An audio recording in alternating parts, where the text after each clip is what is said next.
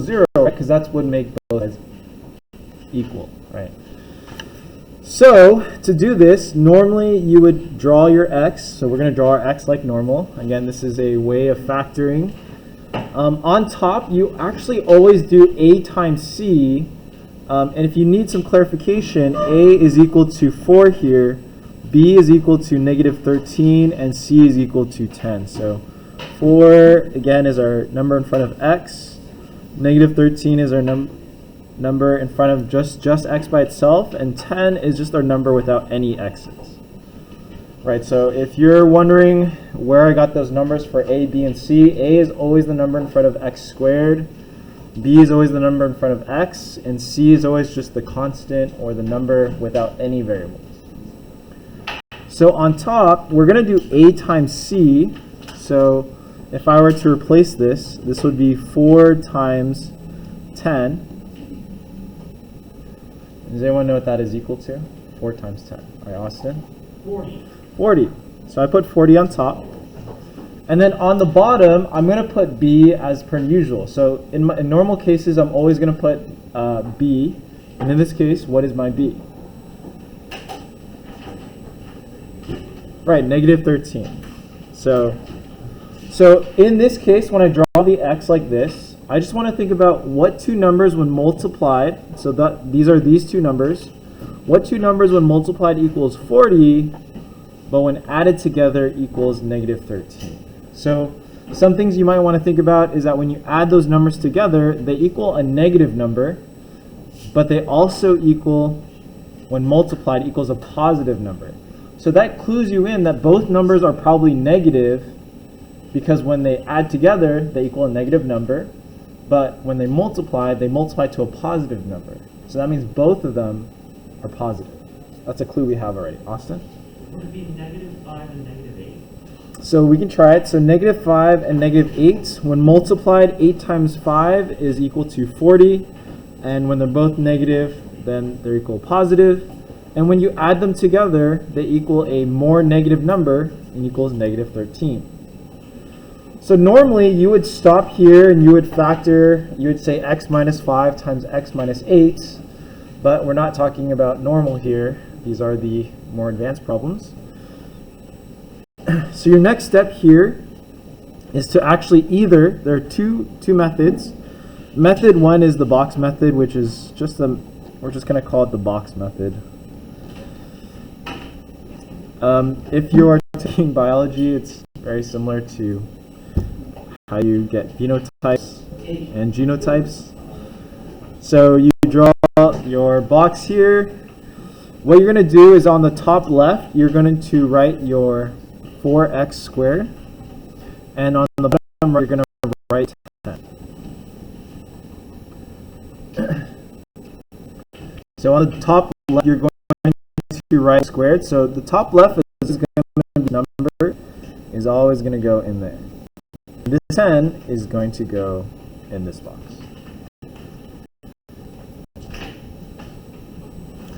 So what I want you to see here is during what happens to it, what we did is we split it up into x plus negative x.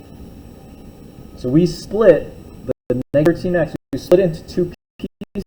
We'll talk about why that is important. So we have negative 8x and negative 5x.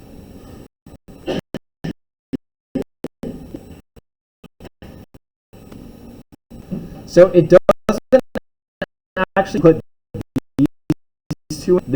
It doesn't actually get the same answer. So I'll center if you put the next box, the top right box, you just have to. Okay, so now to think about what two numbers when multiplied equals 10 and what when multiplied equals 4x. So we can think about maybe you might have answers like x, 4x times x. You might have 2x times 2x. So we kind of have to think about this. And you want to also think about, well, this number is also going to multiply, this variable is going to multiply this number here. So automatically, I can think about some factors for 10. I can think about 10 and 1, 5 and 2, and that's probably it, right? So looking at this, if I had x times something equals negative 5x, what would that be? X times something equals negative 5x. Austin? X times -5. Okay. So this is kind of, in a way, like Sudoku, where you try to see what two things when multiplied, or I guess that one's adding, but this one's multiplying. What two things when multiplied equals this one? So does x times negative 5 equal negative 5x? It does. So maybe we figured out one of the things on the outside. So we can think about what times negative 5 equals, what times negative 5 is equal to 10? Close. Austin? It would be -2. Right, so it would be 2 if it was negative, but since it's positive, we have to have a negative 2.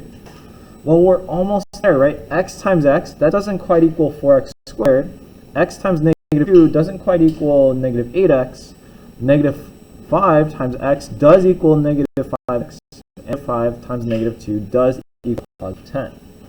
So in order to make this work, what do you think needs to happen here? Does anyone? Odd x and 4x. Ooh, let's try that. So 4x times x, does that equal 4x squared? It does. 4x times negative 2 equals negative 8x. Negative 5 times negative 5, or sorry, negative 2 times negative 5 equals positive 10. So that works. So now those are our factors. So what we've just figured out was our factors. So now we're going to write it as a factored form. So 4x minus 5 times x minus 2 is equal to 0. And then we set both equal to 0. So then we set both equal to 0.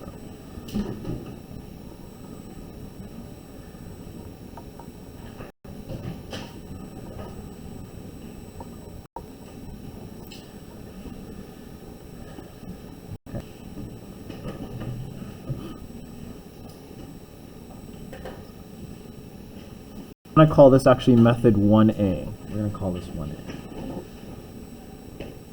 So now we just solve. So for the first one, I can add 5 to both sides, and I can 4x is equal to 5. And then I divide by 4 on both sides, and I get x is equal to 5/4.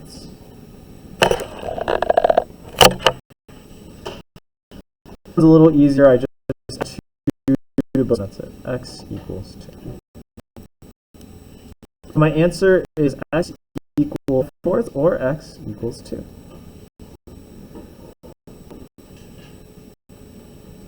Okay, so the box method was a little confusing. Let's just say you weren't sure if you wanted to use that method. There is another method which is mathematically,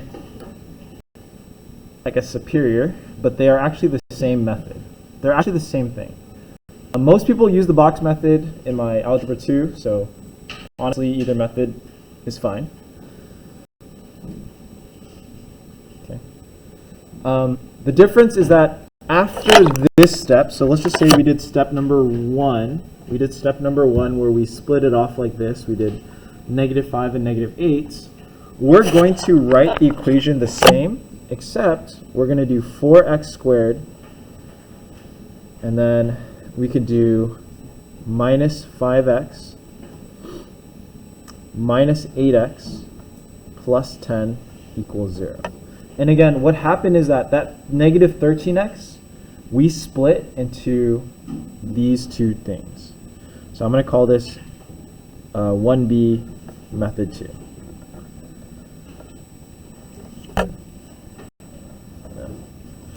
Just as a reminder that negative 13x, we're splitting into negative 5x and negative 8x, right? It's actually the same value. It's like if you had $10 and you just split it into $2 and $8, you still have the same value. We're just splitting it up. Okay, so now what you want to do is you want to take the greatest common factor of these two, and you want to take greatest common factor of these two. And this is a method we've shown before. This is called factor by grouping. So who can think about the greatest number and the greatest variable we can take from the first two terms? And if a number doesn't fit into both, you can just think about one.